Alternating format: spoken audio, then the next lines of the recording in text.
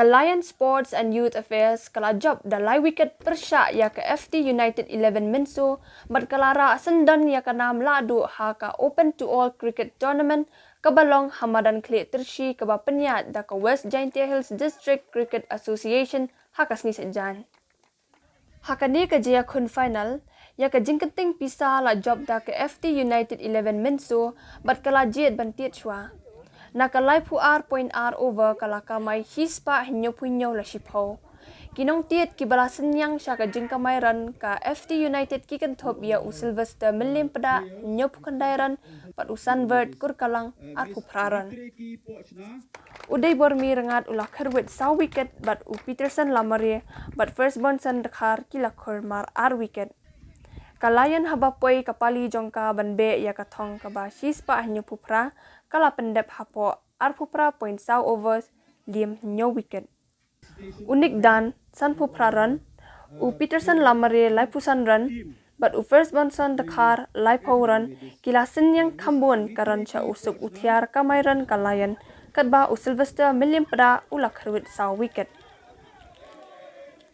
Uday bormi rengat ula Korea ke kusna man of the match bat ke kusnam yo bun wicket hakani ke tournament. U Sylvester milim pada jongka Efty Utd 11 Minso ula yo iaka man of the tournament bat ke kusnam yo bun run. Hakani ke sngi lapan ke burom ye kinoya lekai kiba mi kmat ya ke jela bat ye ki umpire kibala ada pentebit ya ladie.